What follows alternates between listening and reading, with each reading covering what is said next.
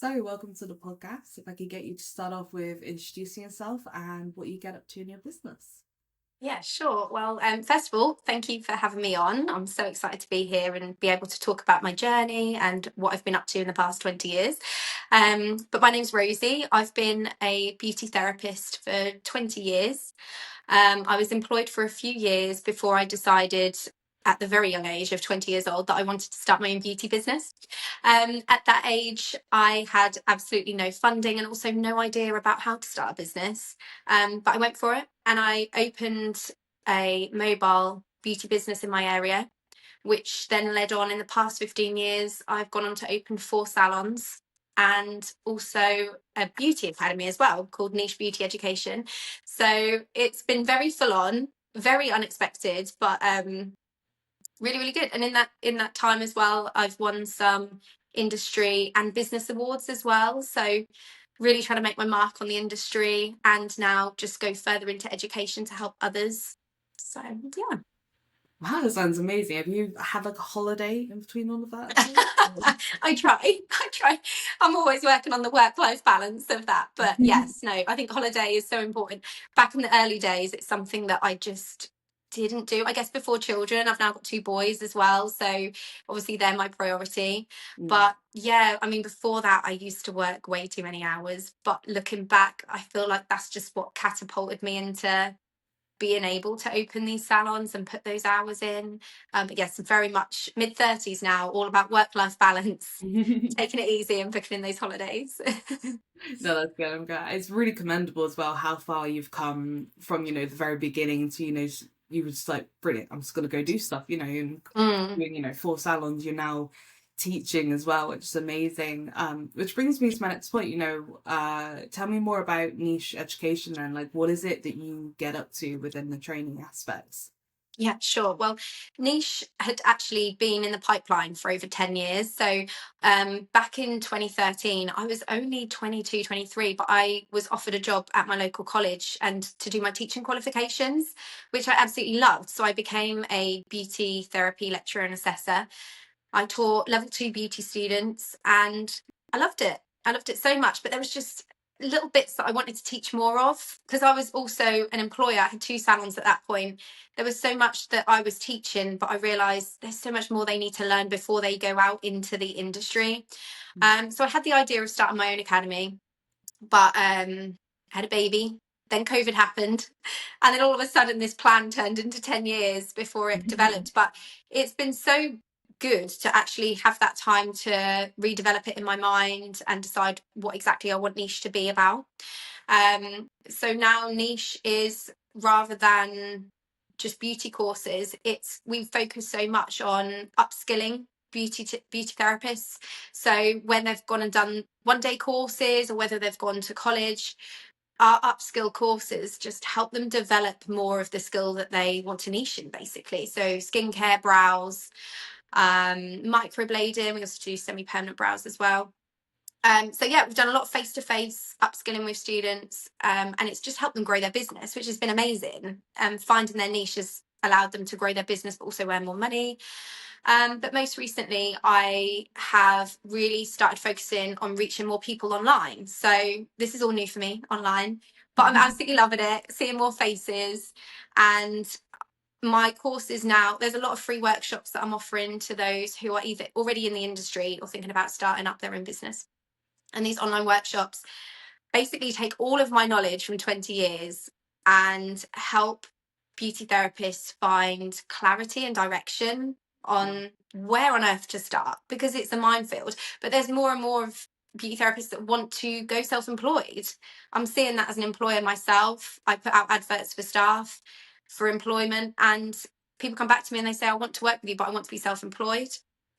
So it's really big at the moment, and I just feel like there's a massive gap between education and self-employment as well as employment. There's that gap of what is to be expected of yourselves in a salon, but also with how on earth to start a business by yourself. So that's what my online workshops are about now, just helping bridge that gap and helping those basically start up their own businesses with confidence and a bit of clarity as well. That sounds amazing. I think it's what's key with like, even if you're in beauty, if you want to become an architect, education courses are brilliant. They teach you how to do the job, but then you don't teach you the, like you said, the areas around the job. So, how to do kind of taxes, how to do accounting side of things, like just kind of business management. Obviously, if you need to Yeah, like order supplies, yeah. the marketing side of things, so you need to market yourself, or like, Mhm. you need to at least create content that the salon can use to help market you. All of that stuff isn't really necessarily included in a lot of today's courses that we see. Yeah, yeah, absolutely. And I feel like it's, as well, from being in the industry for 20 years, oh my gosh, how different it is from when I started out. There was no Facebook really. I had a Mm. Facebook account, but we absolutely never used it to promote ourselves. Yeah. And now it's almost like our social media is our part-time job as Mhm. well. And it's something that people have to realize that actually it's the most fantastic tool. So to be able to help others get to grips with social media as part of like the business training, it can completely catapult them into being more visual, get more bookings. Like all of my bookings when I work, I still work in my one of my salons, and I all my work comes from Instagram. It's like my online portfolio to see Mm. all my semi-permanent brows that I do. So that part of it is hard work, but it is such an important part of business as well that you're just not taught in colleges or on these Mm. sort of beauty courses. So yeah, there's lots to Yeah, teach. I mean, obviously, technically, it's not necessarily a requirement for those courses to provide that. But Mm. when you're getting ready for stepping out and being like, right, okay, I'm trained, I can deliver these Yeah, amazing results. But then you're like, okay, but like, actually, where do I start? Which is what a lot of people are struggling to find nowadays. yeah, absolutely. I think it's so overwhelming. I think, Mm. you get them qualifications and you're like, right, I'm ready to start now. But then when it comes to it, the to-do list of actually starting, well, I need this social Mm. media account. Well, I need a Facebook and I need an Instagram and I need this. And there's so much to it. And I just hope that with some of these, especially the free online workshops that I'm providing, I hope that I can maybe help with those checklists. I'm actually providing those checklists for others, so then they don't have to go through the overwhelmed feeling. There's nothing Mm. worse, the overwhelming feeling, because you've got all the skills, like let's get them put to use rather than struggling right from the off. So yeah, I totally agree with that. That's amazing. So I guess like the $1 million question today is, what can practitioners do for the jump into employment after they have been trained and qualified? Yeah. So I personally think there's nothing better than to make a plan. I think that myself, when I left college, it was just let's get a job. We just need a job. Like that's just everyone. That's what everyone ran to. And I mean, there's nothing wrong with that because it's so good. You do need to go and find employment. Ideally, I personally was employed for, I think, 3 years until I decided to go self-employed, and that was so valuable to me. I learned so much from my employers, and I got all of that experience without the stress of like going off straight into self-employment without any of that. So it's so valuable being employed first to get that experience. But I think that looking back, it is quite good to make a plan. And I've done that throughout my business, writing down exactly what you want to achieve. And you haven't got to think 10 years ahead, but just think, a couple of years ahead, once you've done your training, if you really enjoy the massage side of things, focus on looking for a spa to work in, and then you can find if that is what you really, really love. And yeah, I just think planning ahead and researching, but also practicing. I think that once you've done your training, it doesn't stop there. There are so many courses. Like, I think that's the best thing about the beauty industry itself. I've got over 50 certificates now in beauty therapy in those 20 years because I just never stopped learning. And I think my best advice would be, for those who are coming out of training to then go into employment, look for an employer that is going to offer you more training, who's going to keep developing you as a beauty therapist. And if you don't want to be employed, look at what other courses you can do to keep developing yourself, because the industry is changing so quickly.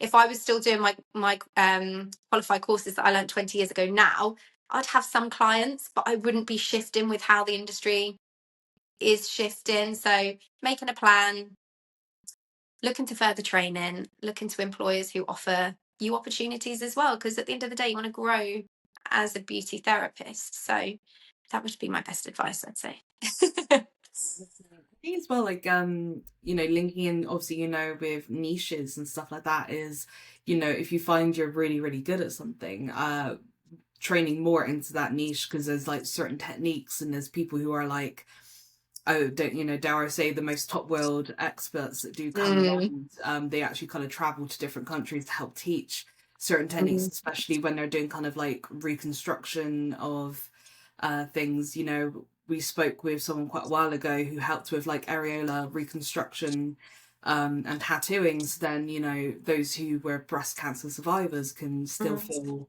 as normal as they can do.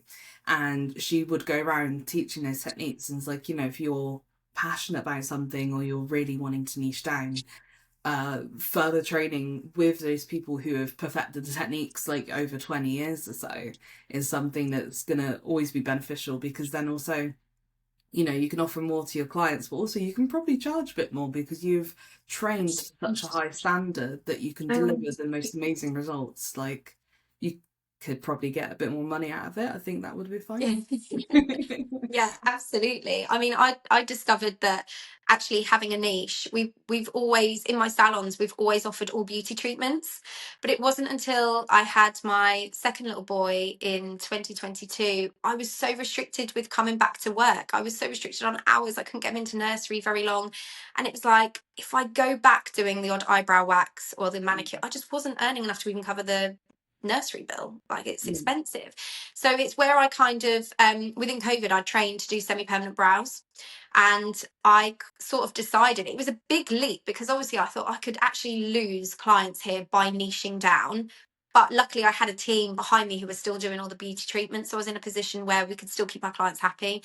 But yeah, I came back after maternity leave and I was like, I'm only doing semi-permanent brows now. And I thought, I'm going to try it, see what happens. It was the best decision I've ever made in my career, because my bookings just went wild. Like, when you say you're only doing something, you're a specialist in something, people specifically search for that. But also, when you're only doing that day in, day out, you become so good at it.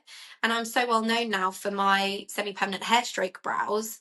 That is all, now that I work more hours, that's all my diary is full of, and booked up in advance for a couple of months now. So I think niching down is a really good thing to look into. But also, I do think that after you've done your college training, or got your qualifications, it's so good just to try everything.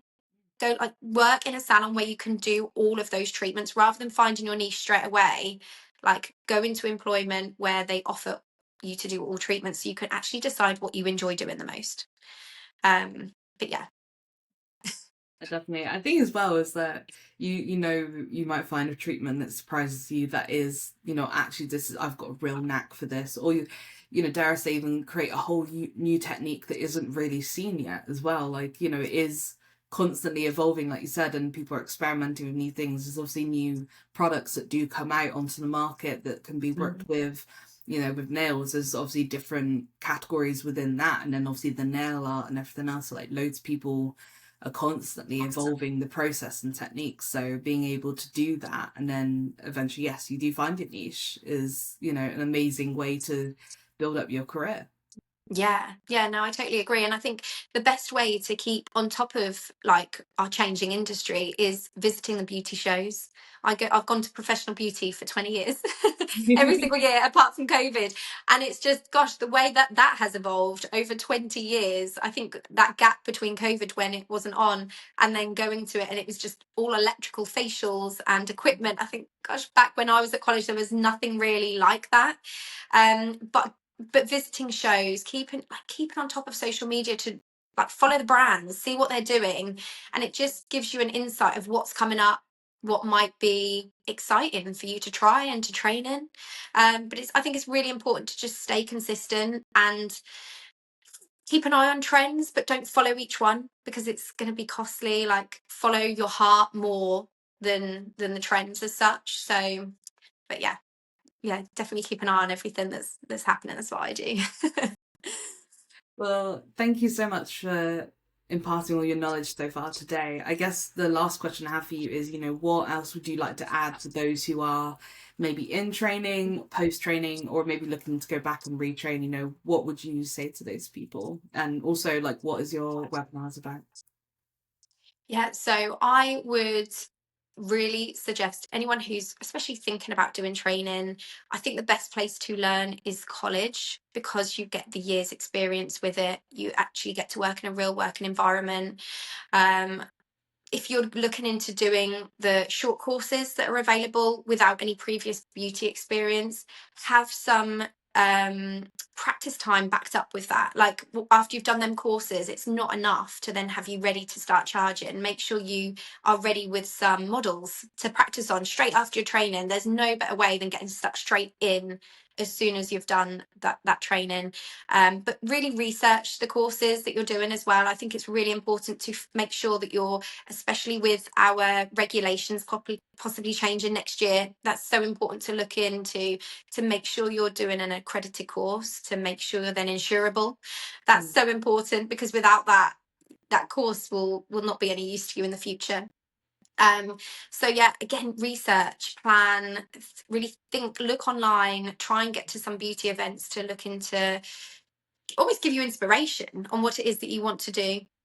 But yeah, with my webinars, so the one today that I've got at midday today, in just over an hour, is your virtual beauty bestie. So when I went through college and when I've started up all my businesses, I literally did it completely by myself. I didn't have anyone to talk to. Like, beauty mentors is now becoming such a big thing, but they're also very expensive. And I just feel like I have such a deep passion of wanting to help others where it's affordable, where I can give my knowledge for free. It's an hour of my time today, which I have got so many people signed up to this course, which is so incredible. And I hope they can take away some like clarity and almost like a roadmap on, like, right, actually, I now know where I've got to start. This is what I've got to do. But yeah, from today's workshop, it really focuses on just getting clear on your goals. It's a lot about planning. I've actually, at the end of my workshop, got some free downloadables for everyone who comes along, just to help with planning. Like, there's no better thing, I think, than having a plan. So yeah, planning is my main one on that. And then going forward, there's going to be loads more now launching, just to help specific things, to help employers with stuff. That is a massive thing as well, that I have had pros and cons with.